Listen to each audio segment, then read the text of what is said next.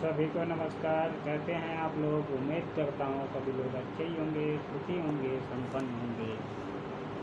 और आज फिर मैं शिव पुराण महात्म्य कथा लेकर के हाजिर हूँ। जो भी शिव भक्त प्रेमी हैं, अगर शिव पुराण में आस्था रखते हैं तो इस शिव पुराण कथा को अवश्य सुनेंगे। और ये स्वयं भगवान शिव के मुखारबिंद से कही हुई रचना है, जो कि व्यास मुनि ने इसे लिखा था बाद में। और सभी को पता है कि स्वयं व्यास जी ने भगवान शिव से जो है शिक्षा ग्रहण की थी, और तमिल भाषा उन्हीं की देन है जो तमिल भाषा अपने भारत में बोली जाती है। तो चलिए वीडियो को शुरुआत करते हैं। इसमें जो है शिवलिंग की स्थापना और उनके लक्षण और पूजन की विधि वर्णन तथा शिव पद की प्राप्ति कराने वाले सत्कर्मों का विवेचन बताएंगे। जिस तरह से कहानी है ठीक उसी तरह से हम आपको बताने का, समझाने का प्रयत्न करेंगे। अलग से कोई भी चीज़ जोड़ करके हम नहीं बताएंगे। वीडियो को शुरुआत करते हैं। हर हर महादेव। ऋषियों ने पूछा, सूची शिवलिंग की स्थापना कैसे करनी चाहिए, उसका क्या लक्षण है तथा उसके पूजन कैसे करनी चाहिए, किस देश काल में करनी चाहिए और किस द्रव्य के द्वारा उसका निर्माण होना चाहिए। उसके बाद से सूत जी कहते हैं कि हे ऋषियों, महर्षियों, मैं तुम लोग के लिए इस विषय का वर्णन करता हूँ। ध्यान दे करके सुनो और समझो। अनुकूल एवं शुभ समय में किसी भी पवित्र तीर्थ की, नदी आदि के तट पर अपनी रुचि के अनुसार ऐसी जगह शिवलिंग की स्थापना करनी चाहिए जहाँ नित्य पूजन हो सके। पार्थिव द्रव्य से, जलमय द्रव्य से अथवा तेजस पदार्थ से अपनी रुचि के अनुसार कल्पोक्त लक्षण से युक्त शिवलिंग का स्वयं निर्माण करें। करके उसकी पूजा करने से उपासक को उस पूजन का पूरा फल प्राप्त होता है और संपूर्ण शुभ लक्षणों से युक्त शिवलिंग की यदि पूजा की जाए तो वह तत्काल पूजा फल देने वाला होता है। यदि चल प्रतिष्ठा करनी हो तो इसके लिए छोटा सा शिवलिंग अथवा विग्रह श्रेष्ठ माना जाता है, और यदि अचल प्रतिष्ठा करनी हो तो स्थूल शिवलिंग अथवा विग्रह अच्छा माना गया है। उत्तम लक्षणों से युक्त शिवलिंग की पीठ सहित स्थापना करनी चाहिए। शिवलिंग का पीठ मंडलाकार, गोल, चौकोर, त्रिकोण अथवा खाट के पाए की भांति ऊपर नीचे मोटा और बीच में पतला होना चाहिए। ऐसा शिवलिंग महान फल देने वाला होता है। पहले मिट्टी से, प्रस्तर आदि से अथवा लोहे आदि से शिवलिंग का निर्माण करनी चाहिए। जिस द्रव्य से शिवलिंग का निर्माण हो उसी से उसका पीठ भी बनाना चाहिए।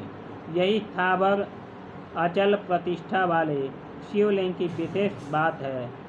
चल प्रतिष्ठा वाले शिवलिंग में भी लिंग और पीठ का एक ही उपादान होना चाहिए, किंतु बाण लिंग के लिए यह नियम नहीं है। लिंग की लंबाई निर्माणकर्ता या स्थापना करने वाले यजमान के 12 अंगुली के बराबर होना चाहिए। ऐसे ही शिवलिंग को उत्तम कहा गया है।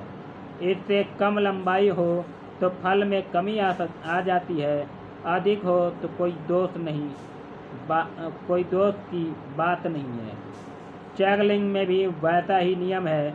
उसकी लंबाई कम से कम कर्ता के 1 अंगुली के बराबर होनी चाहिए। उससे छोटा होने पर अल्प फल मिलता है, किंतु इससे अधिक होना दोष की बात नहीं है। यजमान को चाहिए कि वह पहले शिल्प शास्त्र के अनुसार एक विमान या देवालय बनवाए और जो देवगणों की मूर्तियों से अलंकृत हो, उसका गर्भ भी बहुत ही सुंदर, सुदृढ़ और दर्पण के समान स्वच्छ हो। उसे 9 प्रकार के रत्नों से विभूषित किया गया हो। उसमें पूर्व और पश्चिम दिशा में 2 मुख्य द्वार हों। जहाँ शिवलिंग की स्थापना करनी हो, उस स्थान के गर्त में नीलम, लाल वैदूर्य, श्याम मरकत, मोती, मूंगा, गोमेद और हीरा, इन 9 रत्नों को तथा अन्य महत्वपूर्ण द्रव्यों को वैदिक मंत्रों के साथ छोड़ें। सद्योजात आदि 5 वैदिक मंत्रों द्वारा शिवलिंग का 5 स्थानों में क्रमशः पूजा करके अग्नि में भविष्य की अनेक आहुतियाँ दें और परिवार सहित मेरी पूजा करके गुरु स्वरूप आचार्य को धन से तथा भाई बंधुओं को मनमाही वस्तुओं से संतुष्ट करें। याचकों को जड़ सुवर्ण, गृह, ध्रुव, भू संपत्ति तथा चेतन गौ आदि वैभव प्रदान करें। स्थावरम जंगमम सभी जीवों का यत्नपूर्वक संतुष्ट करके एक गड्ढे में सुवर्ण तथा 9 प्रकार के यत्न भर करके सद्योजातादि वैदिक मंत्रों के द्वारा उच्चारण करके परम कल्याणकारी महादेव जी का ध्यान करें। तत्पश्चात नाद घोष से युक्त महामंत्र ओमकार का उच्चारण करके उक्त गड्ढे में शिवलिंग की करके उसे पीठ से संयुक्त करें। इस प्रकार पीठ युक्त लिंग स्थापना करके उसे नित्य लेप दीर्घ काल तक टिके रहने वाले मसाले से जोड़ करके स्थिर करें। इसी प्रकार वहाँ परम सुंदर बैर मूर्ति की भी स्थापना करनी चाहिए।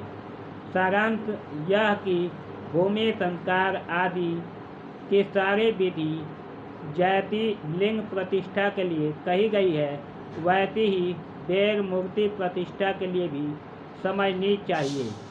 अंतर इतना ही है कि लिंग प्रतिष्ठा के लिए प्रणव मंत्र के उच्चारण विधान है, परंतु वेद की प्रतिष्ठा पंचाक्षर मंत्र से करनी चाहिए।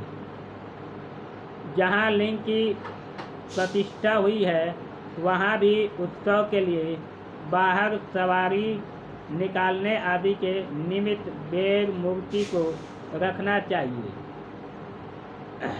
वेद को बाहर से भी लिया जा सकता है, उसे गुरुजनों के ग्रहण करें। बाह्य वेद वही लेने योग्य है जो साधु पुरुषों द्वारा पूजित हो। इस प्रकार लिंग में और वेद में भी की हुई महादेव जी की पूजा शिव पद प्रदान करने वाली होती है। स्थावर और जंगम के भेद से लिंग भी 2 प्रकार का कहा गया है। वृक्ष लता आदि का स्थावर लिंग कहते हैं और कृत्रिम कीट आदि की जंगम लिंग और स्थावर लिंग की सींचने आदि के द्वारा सेवा करनी चाहिए और जंगम लिंग को आहार एवं जल आदि दे करके तृप्त उचित है। उन स्थावर जंगम जीवों का सुख पहुँचाने में अनुरक्त होना भगवान शिव का पूजन है। ऐसा विद्वान पुरुष मानते हैं जो चराचर जीवों का ही भगवान। मंत्र है ओम सद्यो जात प्रपद्यामि सद्यो जाताय वै नमो नमः। भवे भवे नाति भवे भवत्य मां भवतु भवाय नमः। वामदेवाय नमो ज्येष्ठाय नमः श्रेष्ठाय नमो रुद्राय नमः कालाय नमः। कलविक्रणाय नमो बलविक्रणाय नमो बलाय नमो बलः प्रमथनाय नमो सर्वभूताय नमो नमः। ये चराचर जीवों का ही भगवान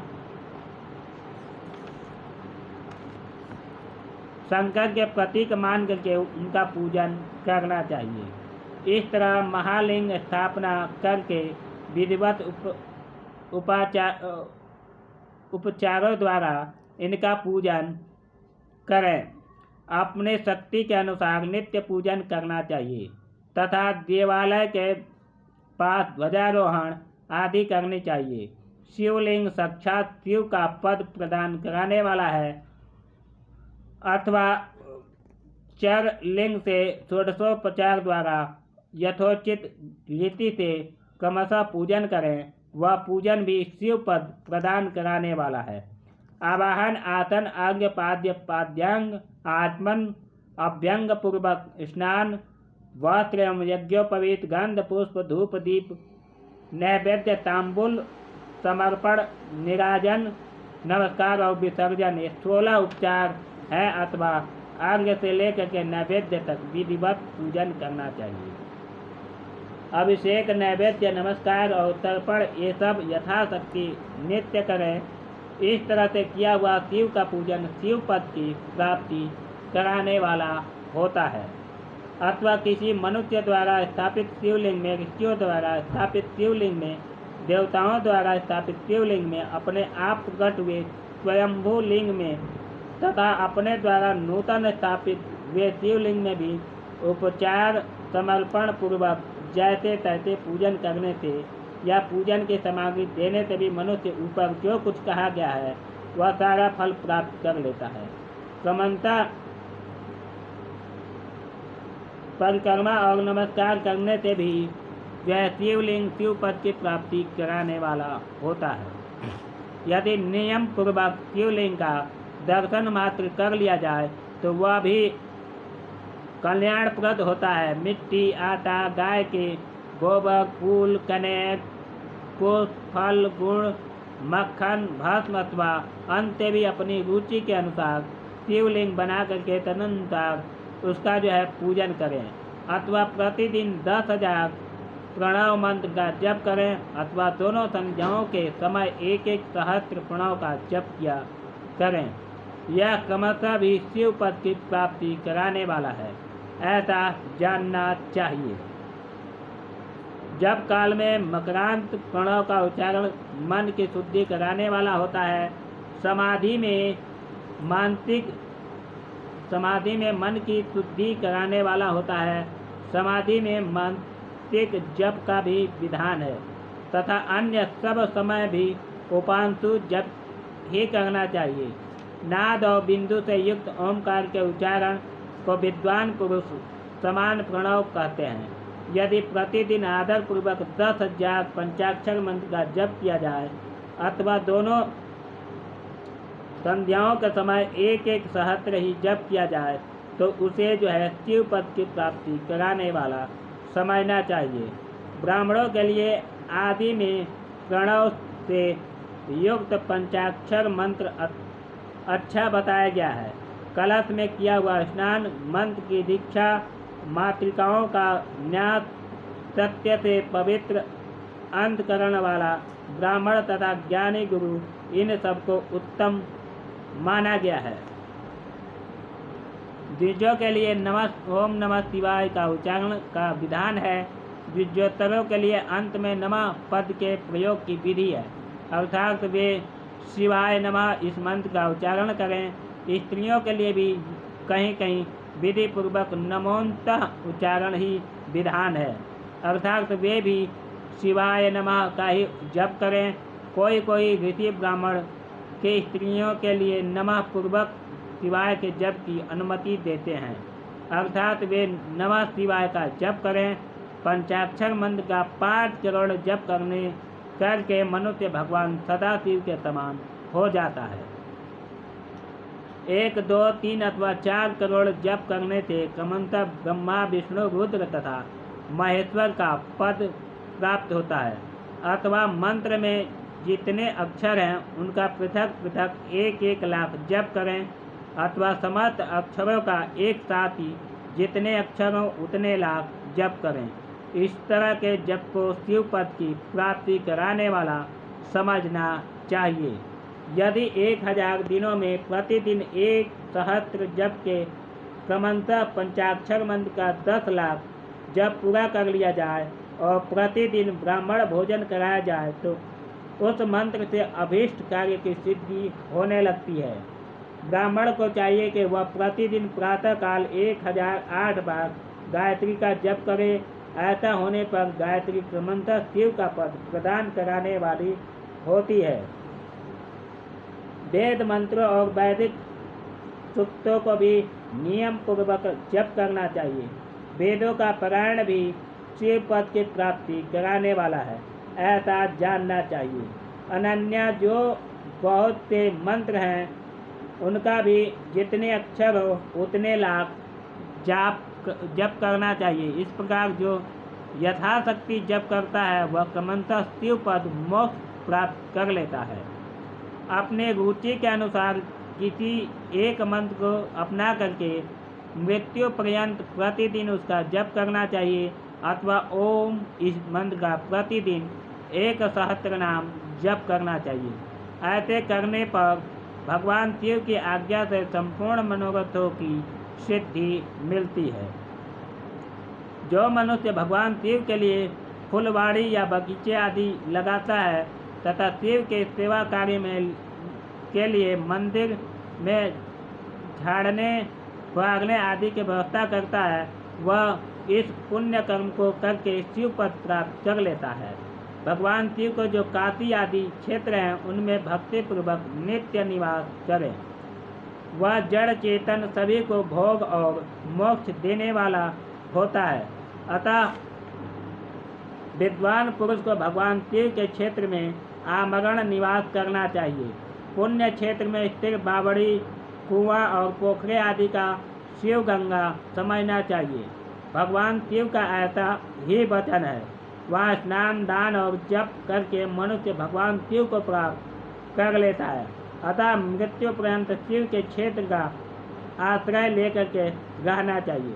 जो शिव के क्षेत्र में अपने किसी मृत्यु संबंधी का दाह संस्कार, मानसिक श्राद्ध, सपिंडीकरण अथवा वार्षिक श्राद्ध करता है अथवा कभी भी शिव के क्षेत्र में अपने पितरों को पिंड देता है, वह तत्काल सब पापों से मुक्त हो जाता है।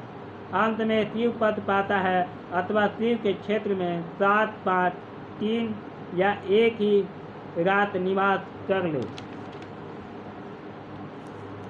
ऐसा करने से भी क्रमशः शिव पद की प्राप्ति होती है। लोक में अपने अपने वर्ण के अनुरूप सदाचार पालन करने से भी मनुष्य शिव पद को प्राप्त कर लेता है। वर्णानुकूल शिव पद को प्राप्त कर लेता है। वर्णानुकूल आचरण से तथा भक्ति भाव से वह अपने सत्कर्म अतिशय फल पाता है। कामना पूर्वक किए हुए अपने कर्म के अभीष्ट फल को शीघ्र ही पा लेता है।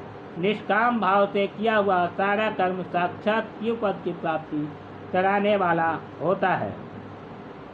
दिन के 3 विभाग होते हैं, प्रातः, मध्याह्न और सायं। इन तीनों में क्रमशः एक एक प्रकार के कर्म का संपादन किया जाता है। प्रातः काल को शास्त्र विहित नित्य कर्म अनुष्ठान का समय जानना चाहिए। मध्याह्न काल सकाम कर्म के लिए उपयोगी है तथा सायंकाल शांति कर्म के लिए उपयुक्त है, ऐसा जानना चाहिए।